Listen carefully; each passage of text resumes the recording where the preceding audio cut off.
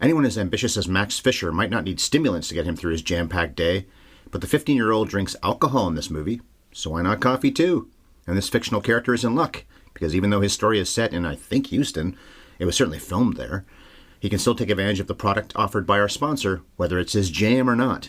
It's a bad thing. Somebody's jam. And they are Sparkplug Coffee. They're the Java gang who provide the freshest, fairly traded, premium Arabica beans in Canada. Okay, but Houstonians are a long way from Toronto, right?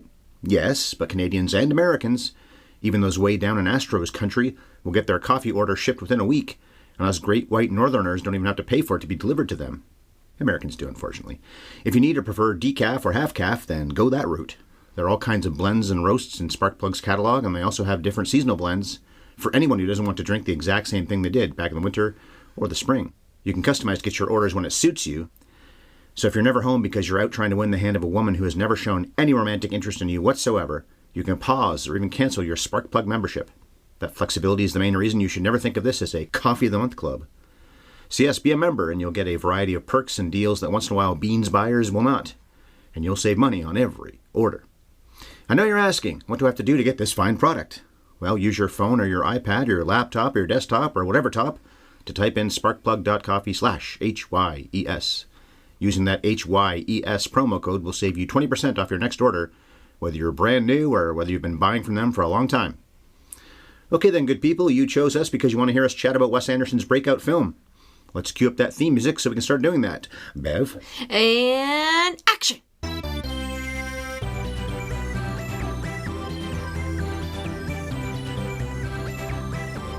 Have you ever seen Rushmore? Hey there, movie monkeys, and thank you for finding the 536th extracurricular known as Have You Ever Seen? Our ongoing mission is to review classic films, or sometimes just non-classic motion pictures that interest us, and to spoil them from the beginning to the end. We try to cover films of all shapes and sizes, documentaries, movies from other countries, scary movies, small quirky comedies, and huge blockbuster action flicks. Today's choice is a small quirky comedy. And just who will be guiding you through this review today? Well, I'm someone who never even thought about going to a private school. I'm a Grover Cleveland public education man, Ryan Ellis. And here's the proud member of the Max Fisher Players, who cries several times during the movie she's starring in, my wife, Bev. That's me. Jason Schwartzman does cry a lot in this movie. What, at least 3 times? Maybe more? The one I always remember is when he's in Guggenheim's office. The patheticness of it. The actor was 17, he's playing 15. Maybe that's part of the thing going on here. Well, the coming attractions trivia question for Rushmore is actually not about him, it's about his co-star, Bill Murray. This will mark the 8th Bill Murray film we've covered on this channel, not to mention 3 more that Chris and I talked about on my old sports movie podcast, Scoring at the Movies. So the question is, what was the first Murray movie we ever reviewed, and which of any of those 10 previous flicks between this podcast and Scoring at the Movies has the best numbers on Rotten Tomatoes? So the first one must have been Tootsie, because that's actually on the AFI list, right? Trick question. Oh, was it Ghostbusters? Did we do Ghostbusters first? No. Groundhog Day for the Not 100 Project was on February 2nd, 2015, which was 5 months before we covered Tootsie for the traditional Top 100 Project. And of course, Tootsie, he's got a supporting part in, and he's uncredited. Okay, and then the movies we cover, Tootsie, Ghostbusters, Scrooge, Groundhog Day, Royal Tenenbaums, Lost in Translation, and Grand Budapest Hotel. You and Chris covered Caddyshack and 2 in the Kingpin? same year. Yeah, 1 more in that same year. So which has the best? Space Jam is the other one. So that's 9. This is the 10th. Murray movies. This is... No, sorry, this is the 11th. Maybe you missed one in there. Did we do Zombieland? No. Tootsie, Ghostbusters, Scrooge, Groundhog Day, Royal Tenenbaums, Lost in Translation, the Grand Budapest Hotel, and the 3 with Chris. 1, 2, 3, 4, 5, 6, 7. This is 8. Makes 11. Okay, so which has the best Rotten Tomatoes rating? This is a guess. I didn't look it up. I'm going to say Grand Budapest. Ghostbusters is tied with Lost in Translation for the best critical average on Rotten Tomatoes, 95%. A lot of the other films he did are 94, 93. But it has a slightly better audience rating, so I'll give it to Ghostbusters for that reason. Ghostbusters is also his biggest box office hit of the movies we've reviewed specifically, in which he was the star, although The Jungle Book and the Ant-Man and the Wasp Quantumania movie earlier this year made more money, but he wasn't the star. And it's funny I talk about Murray in the starring role because he was the main character in only 4 of those 11 movies. Ghostbusters, Scrooged, Groundhog Day, and Lost in Translation. He is one of those actors that had a real leading man career, but I think his best work is done in supporting roles. Maybe starting with this, well, I guess Caddyshack, I said, is not a leading part, even though he steals the movie. A lot of people love him the most in that film. He's great in Kingpin. He's really funny in that. But yes, he, with this movie especially, changed his career. He went from being pretty big in things like Ghostbusters and even Groundhog Day a lot of the time, Scrooged, obviously. We talked about that in that podcast. To being the guy who can tone it down and do almost nothing and make it interesting. Yeah, and became a bit of an indie movie darling. And of course, he was still in lots of big studio productions. He knows how to make a buck. But following this film, he was in Lost in Translation, Broken Flowers, and of course, every subsequent Wes Anderson film except until for one. Asteroid City. Right. Only because he got COVID. And he was recast with Tom Hanks, right? That was the part he was supposed to have? Or no, Steve Carell. Steve Carell. Yeah, that's right. That's a cast for you. That movie's pretty good, too. One of the best things Schwartzman's ever done. I like him in that movie a lot. I don't love him in this. We will talk about that. I have notes. Okay, Rushmore played at some festivals, including TIFF, then was turned loose in the world by Touchstone Pictures 25 years ago on December 11th, 1998. And of course, that means it's on Disney Plus, and that's how we did see it, although you own the DVD anyway, so we had two options. It almost doubled its budget worldwide. The budget was about $9 million, and it grossed about $17 million worldwide. That's not awful for a movie with that little investment from the studio. And for the record, they never include the revenue from home media, from TV and streaming. This movie has had legs. It is still watched all the time, so I'm sure there was a lot of revenue from that as well. Kevin Smith's argument about his own films all the time, and the merch with him more so than this movie would have had. Okay, Bev, the movie's 25 years old and you love it. Well, let's hear your thoughts on it with the skinny. Jason Schwartzman is Max Fisher, a sophomore at the elite prep school Rushmore Academy. Max is an overachiever when it comes to extracurricular activities, but is failing most of his classes. Max meets and befriends Bill Murray's Herman, a local industrialist and school parent who admires Max's boldness, but they both fall in love with the same woman, the first grade teacher and widow, Rosemary. Friendship turns into rivalry, and Max's antics get him expelled. Getting banished to public school is the humbling Max needs. He finds a way to thrive in his new environment and comes to accept the romance between Herman and Rosemary. And start his own with Margaret Yang. Or, in a nutshell, impudent asshole obsesses about uninterested educator. Times two. She eventually becomes interested in Herman. I was referring to Max, of course. There, yeah. I have my own nutshell. There's something about Rosemary. Nice. Same year as that movie. We covered There's Something About And Mary. we talked about how there's like quite a bit of similarities with There's Something About Mary. There's just these men who are so drawn to this woman, and she's pretty, she's sweet, she's interesting, smart, and she has a lot of things going for her, but it's funny how their single-minded obsession is the whole drive behind everything that happens in the movie. Well, let me give the numbers on it, and we'll get into the conversation again. Rotten Tomatoes critics, 90% of them like it. 8.1 out of 10 is the average. That's very good. There are 107 reviews on the site, and 91% of audiences. It was 97th at the 1998 U.S. box office. Saving Private Ryan was number 1. Armageddon was number 2. There's Something About Mary was number 3. The Truman Show was number 12. We've covered all those movies in the past. Mary was just earlier this year. Rushmore made close to the same amount of money as The Big Lebowski and A Simple Plan, by the way. Two other movies we covered from 1998. The Library of Congress put this in the National Film Registry in 2016, along with 6 others we have covered at one time or another. Blackboard Jungle, The Birds, The Lion King, The Princess Bride, Thelma and Louise, and Who Framed Roger Rabbit. Rushmore was nominated for many awards, including Murray for a Golden Globe for Best Supporting Actor, but no Oscar nominations, and it was nominated for the 2007 AFI Top 100 list. Of course, it wasn't eligible the first time because that came out the summer before this movie was even seen by anyone. Okay, well, you're a big fan of this movie. I'm not. I'd like it a little bit more this time, but tell us why you think it's a great one. I'm always going to associate it with the time and place when it came out. I was 20 years old. I was in film school. And this movie was really refreshing and different. And for most of us, this was our introduction to Wes Anderson. But it was also part of this wave of quirky, irreverent indie films like Fargo, Being John Malkovich. It was an exciting thing to watch in cinema to see this, not new genre, but I don't know, just like a new wave of comedy of indie films take shape. Plus, I'm just, in general, a pretty big fan of Wes Anderson, and I think that this is an excellent introduction to his work. If somebody was talking to me, had never seen any of his films, and asked, where should I begin, I would absolutely recommend Rushmore. Royal Tenenbaums. The next one. don't you think you could watch one right after the other? They're very similar. I like that one thousands of times more than I like this. I also like Royal Tenenbaums better. But if I was going to introduce somebody to Wes Anderson, I would say watch Rushmore first. It's like a primer because it's more grounded. Bottle Rocket is fine. Bottle Rocket is his very first film, which he made for virtually no budget with, at the time, non-professional actors who went on to become movie stars. The three Owen Wilsons. and Luke Wilson. Yeah. Andrew's in that too. Yeah, he didn't go on to become a movie star. They were just a bunch of friends that made a movie together. And it's good. If you like Wes Anderson, by all means, see that movie. But I don't personally think of it as part of his oeuvre. Quick thing, though, and I said this to you during the screening, that when Martin Scorsese was on Ebert's show, they did their favorites of the decade, and Scorsese picked Bottle Rocket for his top 10. Yeah, maybe I should give that movie another chance. I don't remember being blown away. I'm not saying you should. I'm just saying that yeah. this great filmmaker thinks that was one of the best films of the entire decade. Yeah. What I don't like about it is one main thing, and I've not liked him in other things too. I hated Spun, partly because I hated him in that. The movie was maybe 4 years later. You're talking about Schwartzman. Jason Schwartzman. No H in the first part of his name. I'll probably do that again.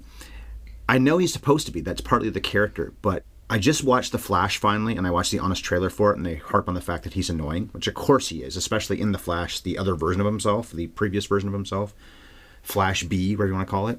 Jason Schwartzman's in no, that I'm movie? just saying, you're saying they pointed out how annoying Ezra he is. Miller is annoying. Okay. Yes, and the problem with this movie for me, and other things he's done, is how annoying he is. He's not in Asteroid City. He's great in that. It's one of the best things he's ever done.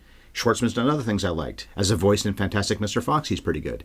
But I never liked him in this movie, and I'm surprised the way that people retroactively look at movies that are certainly 25 years old, more so when they're 50, 67 years old. That is troublesome behavior. How is this fucking kid not being a troublesome a troublesome kid? The woman says no over and over. I'm too old for you. He doesn't actually want to just try to kiss her. She has to physically overcome him. She knocks him to the ground. Why are we not hearing how Rushmore's so problematic like everything else is? But you're not offended by the content of this movie. You're offended I'm annoyed that by the him. people who are frequently offended have somehow given this movie a pass. I'm annoyed by the character anyway. I would have been regardless of the way that we are so hypersensitive about everything that's 45 years old sometimes or 1,000 years old. It makes it even more annoying. I think I would have disliked his character anyway. Now, I guess you must like his character. That whole joke that everyone loves so much. They're OR scrubs. Oh, are they? Why is that funny? I love that joke. You're one of the many that does. I died laughing. I remember it was in the trailer, and it still absolutely got me when I saw the movie. In that scene especially, he is unbearably irritating. No, that's... I know he's supposed to be. Right before his fall, right? Following that scene, he totally blows it with Rosemary, and he hits rock bottom. Because he is a very flawed character who's really messed up at the beginning of the film, and then he gets pretty significantly humbled and comes back and does the right thing. It's a coming-of-age story. It's a kid pretending to be an adult when he's not, and having a rude awakening about how his behavior is not acceptable, and coming to terms with it and becoming a more mature, grown-up person who does the right thing in the end. And I don't buy that he actually would change. Fair enough. He acts like a real piece of work. Wes Anderson talks about how truly difficult it was to cast a film. He almost gave up making the movie at all because he just couldn't find anybody they thought was good enough for the part. Apparently, Macaulay Culkin almost had the part.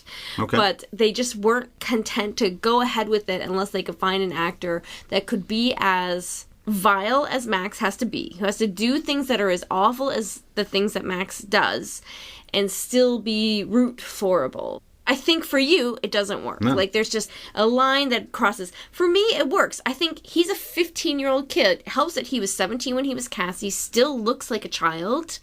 And even though he really has this great self-possessed nature that he pulls off pretty convincingly, he is a kid. So all these things he does that are completely inappropriate and, of course, would never be written into a movie in 2023. Looking at it from a lens of today, you can see how his behavior is so problematic, but at the same time, this is a kid who is a teenager in 1998 who wouldn't have had the wisdom of the last 25 years of social change. So he sees his behavior as romantic. He's mimicking the behavior of the movies he's seen. Look how much this kid is copying all the movies he's seen and making these plays. You know, he does Serpico, he does this corny Vietnamese It's Apocalypse Now, really. Yeah, he does this Vietnam play. It's all really copying all the movies that he's seen. When he's trying to seduce Rosemary, what does he do? He sneaks into her house, he lies in the bed, he plays the music, he's trying to create a cinematic scene, he's trying to create this romantic scene. And how many movies has this kid seen where the hero just goes for the kiss and that's what finally gets him the girl? I'm not saying it's right, I'm saying to Max Fisher, who's alive in 1998, you can see how it makes narrative sense that his character would think, this is how you get a girl. Then when things are obviously not working and he completely loses it and he gets drunk at that dinner after his I wrote a hit play and he loses his temper. And you saved Latin. What did you ever do? I saved Latin. What did you ever do?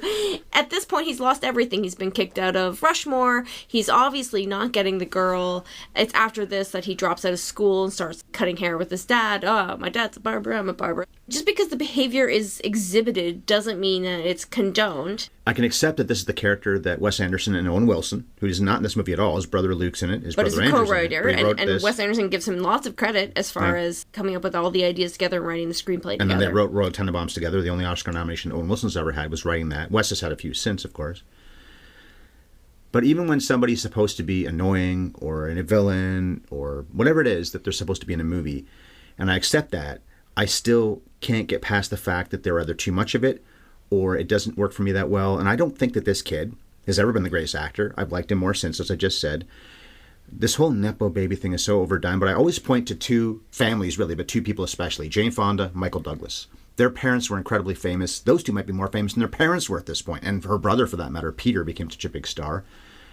They maybe wouldn't have made it. They probably would have made it. They're that good. With Jason Schwartzman not being Talia Shire's son and Francis Coppola's nephew and Nicolas Cage's cousin, right? Be in this business at all? Okay, so I knew we were going to talk about this. It's not like I'm one who normally would proselytize for Jason Schwartzman, but I know you don't like him, so I'm just going to provide the counterpoint here. And you're not alone. People don't like him. I don't really understand why people don't like him. It's obviously a preference thing. There's something about him that gets a little under your skin, and if you don't give in to his charms, then there's just a lot of things that don't work. He often is playing villainous characters. He's playing very quirky and unusual characters. That's kind of his niche. He's never been a big romantic leading man or anything, but I always love that he can really be out there and play very unusual characters and pull it off. As a comedic actor, which is what he is, he's so incredibly committed, and I think that's why it works. Now, there are times when I hate him too. Sometimes if he's playing a character that's too villainous, or if he's poorly cast, and the first thing that always comes to mind is season 4 of Fargo. He plays like a mob boss. His brother's the leader of the mob. His brother gets killed, and so he de facto takes over, and he just isn't really suited to it. But I still just, across the board, did not buy it. I found him really charmless in that role, and I thought he was miscast in the part. And he is a Nepo baby.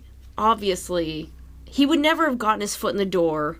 How much of his confidence came from the fact that he was surrounded by the royal family of Hollywood, the Coppolas, right? And then his first role is in a movie like this that people liked then, and they certainly do now. Certainly. But Wes Anderson went from being the guy who made Bottle Rocket, which wasn't that well known, to this, which wasn't a huge hit, but became so well known. And then he was only a small part of Royal Tenenbaums. He's a voiceover during the tennis match when Richie blows up, I believe. He freaks out about Margot or something like that. And he's been in other things that Anderson's done. I really want to see Darjeeling Limited again because I didn't love it like a lot of people didn't. But I also went to see that in a day where I got rained on going to the theater and sat there with my hair dripping on my shoulders for 40 minutes, whatever it took, to dry off a little bit. And I was uncomfortable the whole time. I've never seen it since. But anyway, he also was latched onto, for a long time, maybe even, I guess even now, he's the star of his most recent movie, a guy who's also, at that point, just going to the stratosphere. Well, not really, I guess, because it wasn't like Wes Anderson became the new Spielberg or something.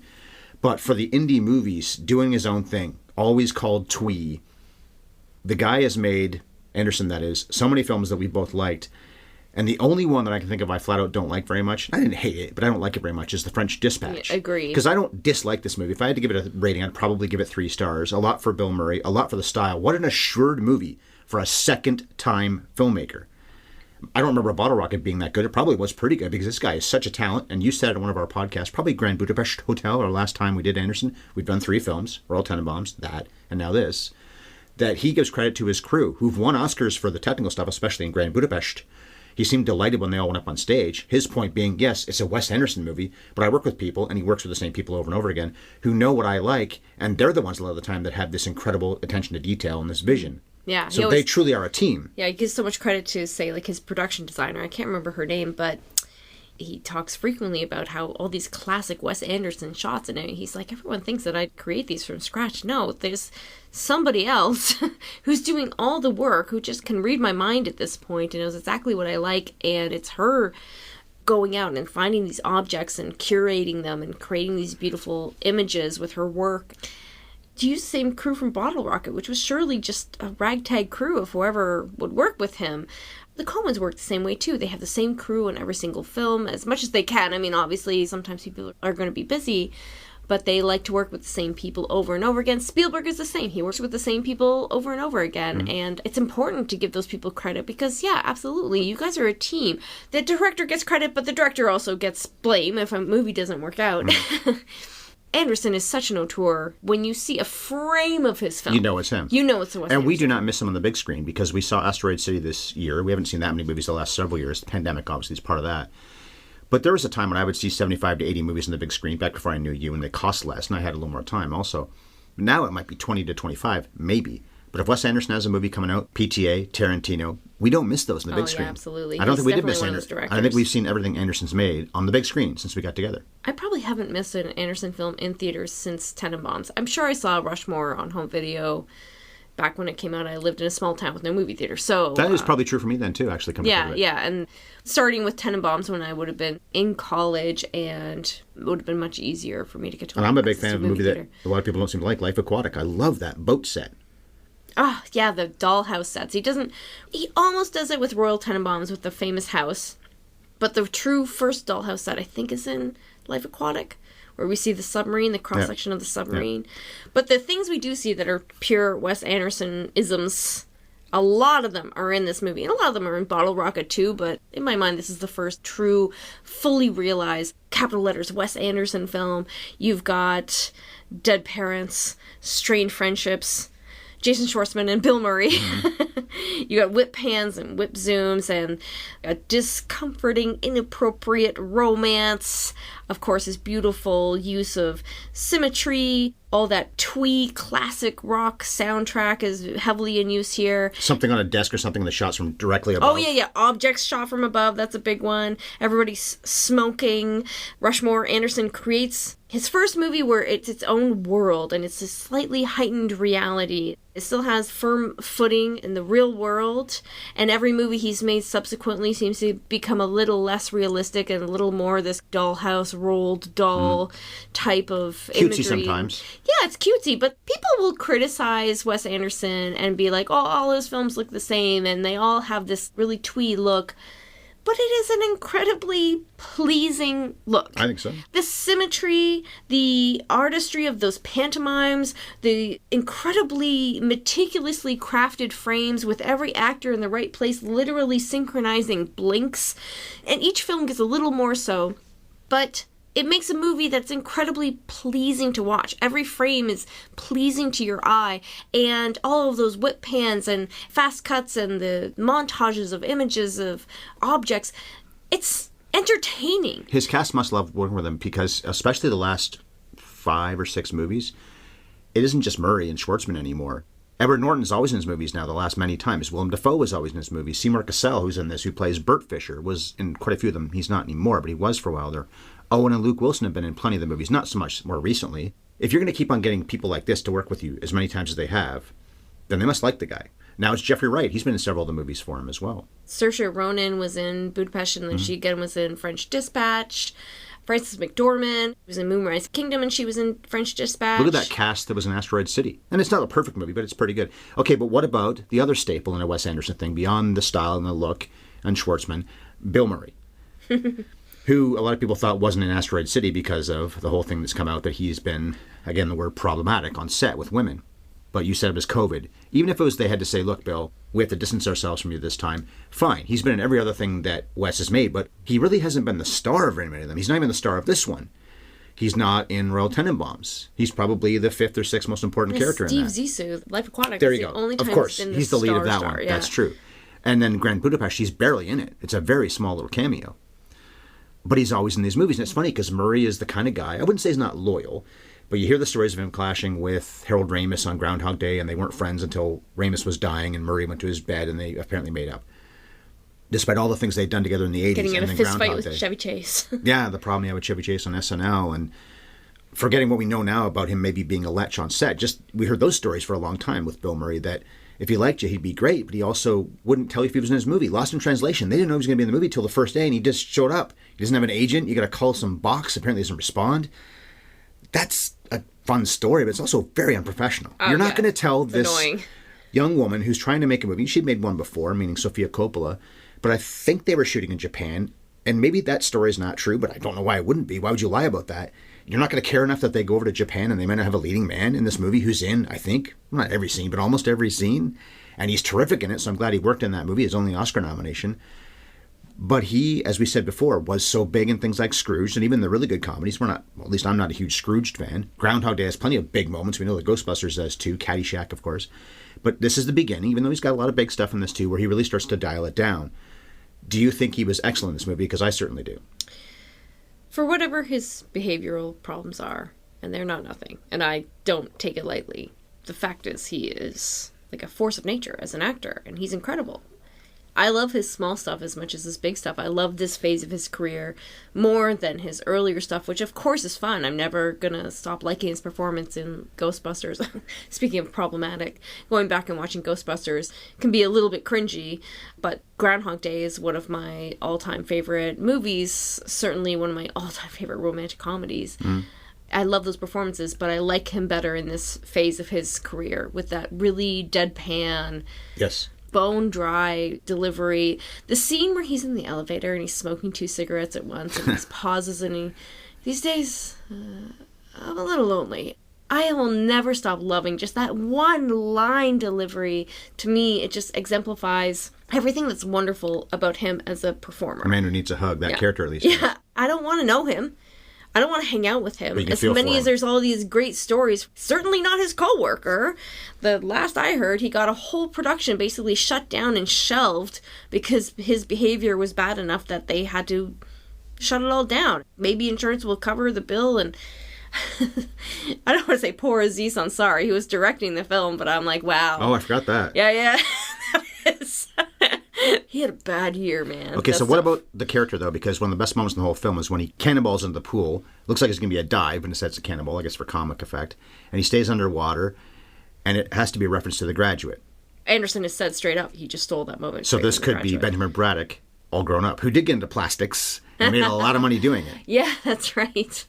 And now he's still desperate and messed up. You have the characters of Max and Herman, who find each other and are drawn to each other. It could seem phony. I don't think it really totally worked that they become friends so fast, but I can go with that. Well, and the movie has this bit of fantasy reality and some things happen really fast. I buy their friendship because you have Max, who is a child desperately pretending to be a grown-up. And you have Herman, who is a middle-aged man. Who wants to be a kid again. Who wants to be a kid, who still has this very childish, I should say, manner, because he's a pretty flawed character himself, trapped in his grown-up life. You can see exactly what they see in one another that draws them together so much. Max hears his speech where he talks about get the rich boys in your crosshairs. Which is him. You know, it's funny that he says that, get the rich boys in your crosshairs. Well, eventually Max puts Herman in his crosshairs. That's true. Herman is the rich guy. I think what Herman's thinking of, what Bloom is thinking of when he says that, is his own sons, because he hates them, and they're rich kids, and they're dicks. Yeah. That's, I think, a moment in the trailer, too, when one of them says something in the backseat of the car, and Murray reaches around and tries to smack him, but can't quite get a hold of him. An improv moment, by the way. Oh, yeah? Physically reaches back and tries to smack him. God, those kids are so funny. They're such a ridiculous exaggeration of terrible kids, but the idea that he just hates his twin sons, it amuses me always. It's fitting that his wife, when we finally see her, is a redhead, but it would have been funny in a way if she wasn't. Because they are so ginger, and of course Murray's nothing like a ginger, so if his wife was a brunette or even a blonde, it might be funny to think, where do those two kids come from? In a comedy, you could get away with that, but they actually have a mother that clearly is a redhead herself. I love the moment when they're watching the wrestling competition, and he's like, never in my wildest nightmares did I dream I would have sons like them. But Max, maybe more so, who has at least twice in this movie fantasies of adulation. The very beginning, he solves a math problem that apparently is unsolvable and gets a standing ovation from the class, but he's just dreaming about that. And the other time, maybe there's more than this, but a second time for sure, is when the Serpico play, there's a loud ovation. And my question is, was that in his head? Are they applauding, but is it more like, way to go, nice, versus, rah, that he hears? And we just see that literally shown, but is he just imagining that? It's good that the movie opens on a fantasy sequence because you do get the impression that Max himself lives in a bit of a fantasy world. He's lying to everybody about his life. He's lying about what his father does for a living. When he meets Rosemary, he says, oh yeah, well, I'm applying to Oxford and Cambridge, but Harvard is my safety school. The implication that he's getting good grades, that he's an excellent student, and we know he's anything but. And that he starts club after club after club in an effort to lead, to be admired, to have friends. He has no friends. His only friend is like a 10-year-old, Dirk. right? Dirk. But he doesn't really have friends, even though he belongs to like every club in school. There's no way in the world he could ever have time for all these clubs. Maybe No, of course 3 not. maybe, but not the, 8 or 10 he has? But it's fun there's that many clubs even to be in at all, let alone he's in so many of them and leading so many of them. I do love the fact that Wes Anderson will pay for even just one single shot of something like that. It's got to cost money to have costumes and all that kind of thing for a throwaway shot in all of his movies, but certainly in this, Tenenbaum says plenty of things like that too. I saw an interview where he talked about how the studio fought them on this. We don't need all these shots. We don't need to have them in all these clubs. We don't need to spend money on these throwaway shots that in the montage are going to last a second or less. So they had to guerrilla style get a lot of these shots, and some of the clubs that he belonged in really only existed because they saw a location and they thought, how quickly can you get a sweatsuit on, and then, okay, great, you're part of the cross-country team. A lot of it takes place on campus with the same cast that they have and everything else. A lot of that stuff is pretty easy to do. You get your hands on some fencing equipment, you get a bunch of actors to walk and talk, and oh, great, now they're the yearbook team. Him standing in front of a plane. I kind of got the impression after listening to this interview that they probably were like, hey, isn't there an airport around here? Why don't we just get one shot from this plane? He's logged 4.5 hours. Because his real love is Rushmore, but for a while he thinks he loves Rosemary Cross. Olivia Williams is very pretty in this for sure, but she's not manic, she's not pixie, but she sure is a dream girl, and it's a bit of a waste. I don't know if she's some great actress that we've never really seen do anything really awesome. She was in The Sixth Sense the next year with Bruce Willis as his wife. That's a more meaty role. She's got quite a bit of screen time in that. Then she was Moira in a lot of the X-Men films in the 2000s, which was fine. I think they had more plans for her. They didn't really do that much with her in the end that I could remember, at least, or I can see. But in this, she's just the dream girl who really doesn't have any depth at all. And is that Anderson? I disagree. I think she has lots of depth. Really? I don't think it's kidding? the actress's fault. I think it's that this is a typical thing two guys are more interested in writing for their two lead male characters. Okay, that's fair. The male characters spewed their dysfunction out in every direction possible. Yeah. It's impossible not to know that they're a big hot mess. You have Max acting out in every way possible. You have Herman sitting next to the pool, throwing the golf balls, chain smoking everywhere he goes, saying inappropriate things, fighting with his children. She keeps it all locked in, and it takes you the whole movie to unpack all the ways that she's dysfunctional. Why do you work here? Well, my husband attended this school. And then you learn later, oh, your husband passed away. Right around the same time that you started working at the school. Oh, you live in your husband's childhood home and sleep in his bedroom. And so we, bit by bit, learn all the ways that she's still very massively grieving the loss of her husband. And we have some beautiful, quiet moments. And to me, she's the counterpoint to these exaggerated men true. who just broadcast their feelings to space. They're so big.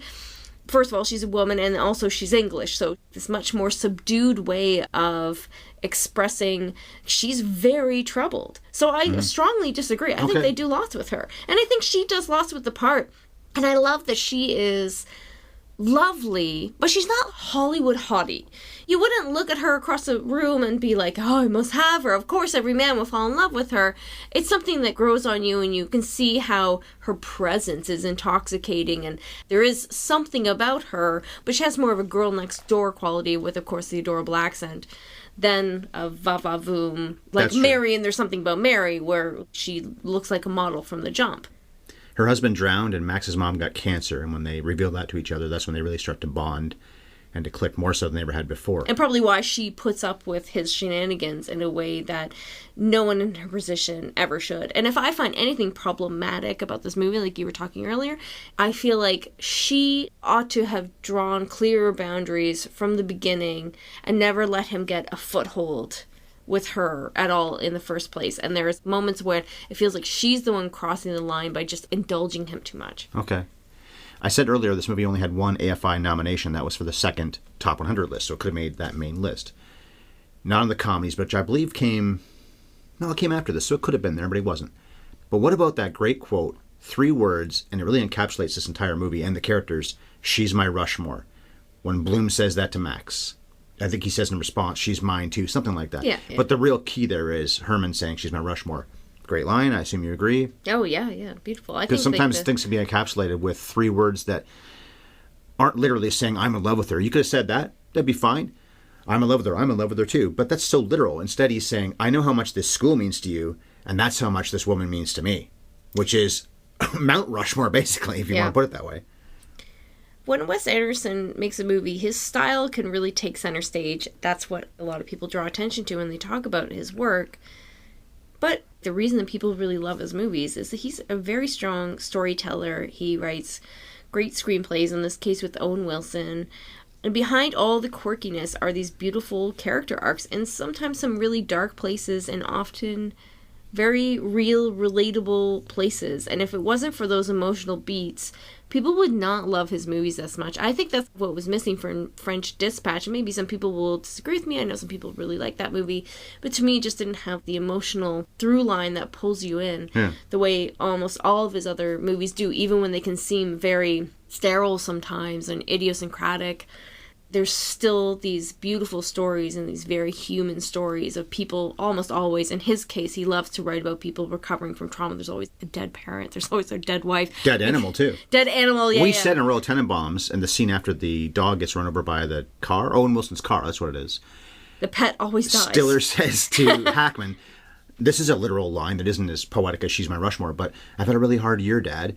And we talked in that podcast about how it really affected you emotionally. That's a simple line, but a really powerful one. Kind of chokes me up a little bit right now, honestly. And then the response from his dad to finally listen to him and say, "I know you have, Chazzy," rather than making a wisecrack, because Hackman is so funny in that movie. And we didn't talk about it, I don't think, just how much Hackman hated working with Anderson. I don't know why, because he's so great in that movie. He should have been nominated for an Oscar for sure. And apparently Bill Murray had to be the peacemaker between them, because he didn't really know Anderson that well. He'd only worked with him once before, but he must have liked him. But he was the peacemaker. And that's another thing that Wes Anderson never gets credit for, that he totally deserves, is that his movies are really funny. Everybody thinks about the outfits, the costumes, the symmetrical shots. Nobody talks about how genuinely hysterical. Rushmore is 25 years old. It is just as funny to me now as it was 25 years ago. The funniest person in the movie is Brian Cox. He's so funny in this movie. I didn't know who he was. What do you want? He wakes up from the coma. He was... His non-reaction reactions when he's just lounging back in the chair. "We don't offer a postgraduate year." There's the way he delivers all those deadpan lines and the way he is so immune to all of Max's charms and machinations. But he's hysterical. Mm-hmm. We go to touching again, though, when Max offers pins as a makeup thing with Bloom. What is it, attendance and what's the other one again? Oh... You get one, I get one. Oh, it was being punctual. Punctuality and attendance, I guess. He's like, "I'll take punctuality." Yeah. And I could see this guy who loves this school would be punctual, and he wouldn't miss a day. It's a classic example of this gift has no actual value, but it's so valuable because you know how much it matters to Max. Does the ending feel earned? I don't know if I totally buy that there's a big emotional moving moment. It's there on the paper, but I guess it was not perfectly illustrated. After the pins thing, though, I think it's the very next moment, or next scene, where Bert cuts Herman's hair because he's such a mess, and he's so basically rock bottom at that point. He and Max leave the shop. Herman waves at Bert, and you feel like in this little few seconds of screen time that Seymour Cassell and Bill Murray had together, that they've now become friends. I think they have a scene later on together as well, but it feels like if these guys saw each other, they'd be friendly. This isn't just the guy who cut my hair and made me feel better for a few minutes, gave me a shave and everything. This is my friend's father, who I might like beyond my friend, my young friend, anyway. And cleaning him up, giving him a nice haircut and a shave and making him look good is an act of care. Max is convinced at the beginning of the movie that he has to lie to everybody and say that his father's a neurosurgeon for anyone to respect him and for him to fit in at school. And then by the end of the film, he's like, no, this is my dad. He's a barber. He's proud of him. And then you see right there illustrated in front of us how being a barber is a noble profession, sure, too. There's no reason to be embarrassed about this working class profession because look at the value that he adds right there and how he improves his life right there. And he can do this for virtually anybody who walks into his barber shop. And Murray looks good when he walks out of that shop, and he looked terrible before he walked in. But then there's the training montage where they're going to fly now, if you will, because Max is now determined to make sure that Bloom gets with Rosemary. And then Bloom ponies up $8 million for a marine observatory to impress her, and she no-shows, which is a pretty good setup. This is going to be a big moment, and it isn't a moment. Instead, it's at the play, Heaven and Hell at the end, the Apocalypse Now play, basically, when Max makes sure to sit the two of them beside each other, and I guess that's when they get back together and bond. And there is a standing ovation, which I believe is supposed to be real. I speculated earlier that maybe some of the ovations, well, we know the one in the math class wasn't real because he was dreaming, literally, but was the first play a standing ovation. This time, I think you're supposed to believe it was. Rosemary doesn't want an aquarium. Mm-hmm. She doesn't want a man who would spend $8 million building her an aquarium. She wants a man who will swallow his pride and make up with Max and show up to his play. That is what charms her. She does the same thing. She swallows her pride. She shows up to Max's play. She wants to support him and see what he did. That moment that they both got to that place is why she knows that she should give him another chance. It's funny that this week I'll be covering Ugetsu, the Mizoguchi film, which you watched with me, but I'm covering it by myself. And one of my themes, I'll say right now, which people will know if they've seen the movie, you don't listen to your wives, really, both of them, and it's the pursuit of money, especially for the main character. The other guy wants to be a samurai. I don't care about the money, I care about you. And that's what you're saying is what she is, in a way, saying to Herman. Yeah, she doesn't care about the money. She doesn't care about the aquarium. It's all nice, but it's not the kind of gesture that's going to win her heart, because it's just not the kind of person that she is. I do like the last shot. For one thing, it seems like the entire cast went to this play, even the people that wouldn't be there, logically speaking. Dr. Guggenheim is in a wheelchair. Yeah, he's recovered from his stroke.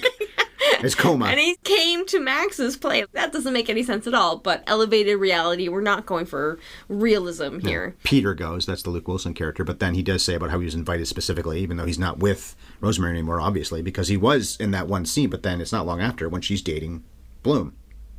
And of course, the very end is when Max finally gets to touch the woman he's obsessed with in a dance in slow motion, typical Wes Anderson ending where it goes from normal speed, racking down to slow motion. He's done that, and if not every movie, then certainly a lot for a while there. Life Aquatic does that, Tenenbaums does that. While Bloom dances with Margaret. So they trade off their girlfriends, at least briefly, at the very end of the film. In a nice way. I don't mean anything weird there. Schwartzman, I said already, this is his debut. He worked with Wes Anderson many times. We talked about that. We talked about Bill Murray's credits that we've covered at least. There's so many big movies this guy's been in. He clicked right away with Wes Anderson, apparently, immediately, and that's probably why I kept working with him, but didn't with Schwartzman. So maybe Schwartzman was really in character. I guess in this family, the Coppolas, he probably thought, I gotta be like Nicolas Cage, I gotta be like my cousin Nick, and get in that role. I didn't read that that's why, but for him not to like Schwartzman from the beginning and had to warm up to him. And he must have been warmed up to the Coppolas, because if you think about it, it wasn't that long after this film was made that he then agreed to be in Jason Schwartzman's cousin's movie, because he was in Sofia Coppola's Lost in Translation. That's right, yeah. That's probably the connection. That's probably how he ended up getting cast in that movie. Could be, yeah. Olivia Williams, I already said, was the next year in The Sixth Sense, such a huge hit. Seymour Cassel had a very long career, was in the next couple of Wes Anderson films, but also in 61 Asterisk, which Chris and I covered on Scoring at the Movies many years ago, or at least a couple of years ago. Mason Gamble, that's Dirk, the young friend. His debut was Dennis the Menace, so he was Dennis in that, and I believe Walter Matthau plays Mr. Wilson. Mr. Wilson. Brian Cox, I always love talking about this 2002 year, so 4 years after this movie. Adaptation, very funny in that too. The Bourne Identity, The Ring, 25th Hour. We've covered all of those in the past. Also, I did Braveheart earlier this year. He's the uncle in that. Maybe there are other things we've covered, but those 5 anyway. And that's a pretty good diverse range. And of course, now he's known probably best ever, maybe always will be, for Succession. The asshole that he is, he plays it so well. I hate that guy, but I love the actor. Luke Wilson was in The Royal Tenenbaums, of course, but also Legally Blonde, same year, 2001, and Blades of Glory, which Chris and I covered for Scoring at the Movies. Andrew Wilson has a small role in this, and he sounds like his brothers. He's a coach in this. You can't not know that he is a Wilson. He sounds so much like them. Alexis Bledel was in this in a very small role. I wouldn't have noticed her. It's not even a role. She's an extra. She doesn't say anything, exactly. I had to point her out to you. She's in the classroom scenes at the Grover Cleveland School. Connie Nielsen, I thought she'd be in the movie more than this, but she really only has that one scene, I guess, right, as Dirk's mother. She was in Gladiator a couple years later, but has had a meh career for the most part. Talented woman, very beautiful. Was she Harvey'd? Maybe. Makes you wonder whenever somebody's in those shoes of being really good. I think she can certainly act. She's obviously great looking, but didn't really do all that many great things. Sarah Tanaka plays Margaret Yang. She was only in a couple other things in her entire career, including Old School with Luke Wilson. They're both in that together. She, to me, is the weak link in this movie. Good diversity, though, with an Asian woman. That's pretty good for 25 years ago to do that, be aware of that. And also was the name Kumar Palana. Guy who plays Mr. Little Jeans. Okay, then. So Anderson, we've talked about his credits, I think, plenty already in his career. He and Wilson wrote this together. Also Tenenbaums, where they got nominated. Barry Mandel and Paul Schiff produced it. Mandel also worked on The Sixth Sense, so maybe he was part of the reason why Williams was in that. Also Bridesmaids. And then Paul Schiff was a producer on The Young Guns and The Young Guns sequel. Owen and Wes were executive producers, and Wes has produced all of his own movies since Royal Tenenbaums. That's why he got nominated for the Best Picture Oscar for Grand Budapest Hotel. And Tenenbaums maybe should have been nominated for Best Picture. I love that movie. A lot of people have asked Wes Anderson over the years how much of Max is based on him. He's been pretty insistent on saying, of course, there's a lot of similarities, but he's nothing like Max. He's a shy person, and Max Clearly. is so outgoing. Yeah. But they went so far as to shoot the movie at his prep school. Wes Anderson and Owen Wilson, all three of the Wilson brothers, attended the school where they shot this movie. In Houston, yeah. Wow. Wow.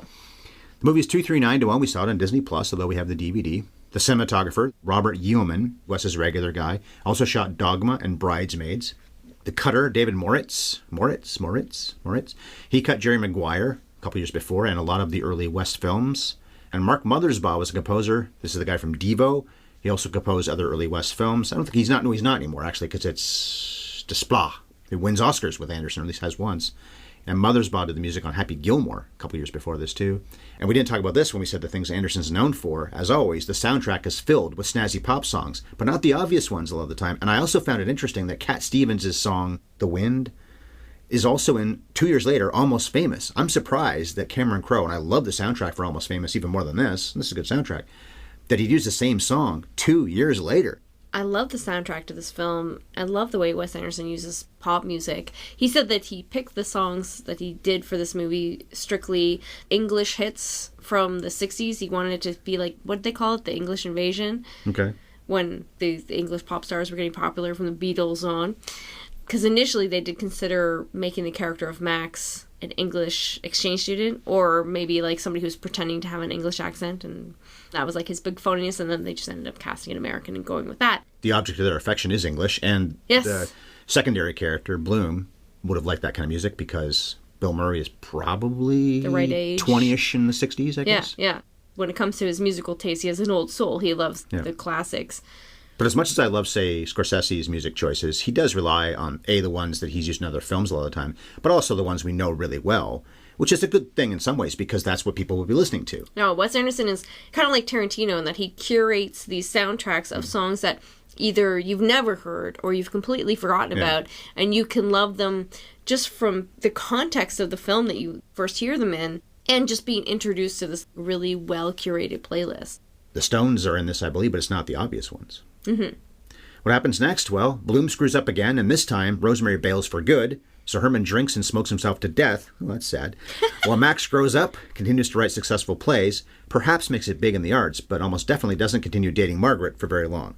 Because this reminded me of the E.T. thing, with the character Erika Eleniak plays, the young blonde girl, who is crazy about Elliot in that movie. He doesn't even notice her the whole time. And Lucas, by the way, that's a movie this might be referencing as well, because he lies about what his dad does. His dad is an alcoholic who lives in a trailer park, and he pretends his dad's a rich man. And then finally, at the end of Lucas, he notices Winona Ryder. Why he didn't before, I don't know.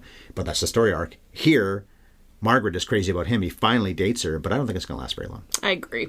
Move on, Margaret. Not that she's not worthy. I just don't think he's she's totally worthy. What is she doing wasting time with this guy who's wasting her time? Okay, then, last thoughts on Rushmore. It holds up perfectly. I still feel it's very charming and funny and creative. So fresh, even 25 years later. And now that I'm 25 years older, I'll also say that it really beautifully evokes that time in your life when anything is possible. And when he says, my passion is Rushmore, It's like a passion for youth. If you are interested in anything, whether you're good at it or bad at it, it doesn't matter. You can join an apiary. You can be the alternate in a wrestling club, even though you're going to get bodied in the first 5 seconds. You left with that, too. I find that moment hysterical every single time. Look, he joins these clubs even if he sucks at this stuff. Evoking that moment in all of our lives when every door is still open to you. That's a lovely thing to rediscover about this movie as an adult. Well, Wes Anderson and Bill Murray are great talents, not so much Schwartzman, although he's gotten better. Disagree. I still find this little punk in this movie, at least, so punchable. He's also a stalker. Hashtag take no for an answer, kid. Big hashtag there. I don't like him that much, but he's got a lot to do for a 17-year-old, and I think he definitely pulls it off. It's not like he's bad in this movie. I just find him even more annoying than you're supposed to. So I respect this movie a lot. I don't think I'll be watching it again for a long time. Most of Wes's other flicks, though, oh yeah. In fact, let's go watch Fantastic Mr. Fox right now. Okay. And that was the story of Rushmore. On Friday, I'll be tackling the work of a filmmaker we've never tackled before, and I mentioned this a few minutes ago. It's time to talk about Kenji Mizoguchi, the Gooch, as I muse about his ghost story, Ugetsu. I said that in the podcast I recorded earlier today for that, by the way. I couldn't stop laughing. I don't know why calling him the Gooch made me laugh so much, but it just did. And it does again now. That'll be going up the day before the fall officially begins, so that'll be me by myself on the 22nd. And then 3 days later, also known as 7 days from now, Bev and I will continue talking about black and white films that require subtitles, at least for us English speakers, as we again job at a director who's never come up before on this channel, Federico Fellini. Yeah, long overdue. And the film of choice is 8.5. The coming attractions trivia for 8.5. Fellini had an incredible career. He was nominated for 12 Oscars, including 4 for directing. 4 of his movies, including 8.5, won the Oscar for Best Foreign Language Film. And his movies were often joyful, but this trivia question is a sad one. And it's appropriate leading into October, which is the week after this podcast goes up. Which famous Hollywood actor died the very same day that Fellini did, which was Halloween, as in October 31st, that day, 1993? All right, so for the answer to that question, check out next week's podcast about 8.5. You obviously already know how to find us, but let me remind you to favorite or subscribe wherever you listen, which is also where you can find our archive of hundreds of episodes that are available for free. Is there a movie you'd like to hear us cover? Well, you can make a recommendation by leaving us a review. Or you can just leave us a review because you like us and you want to help us reach more listeners. And it's rate a us as well. great way to support the podcast. Yeah, give us a rating as well. We're both on Twitter. I'm at Bev Ellis Ellis and Ryan is at MovieFiend51. Or you can reach us by email, haveyouveriseennpodcast@gmail.com. And you can find our podcast on YouTube. Our channel is at HYES Ellis. And to enjoy freshly roasted premium coffee delivered straight to you in Canada and the US, please go to sparkplug.coffee/HYES and enjoy a 20% discount. The podcast is over? Oh, is it? Still not funny. And cut.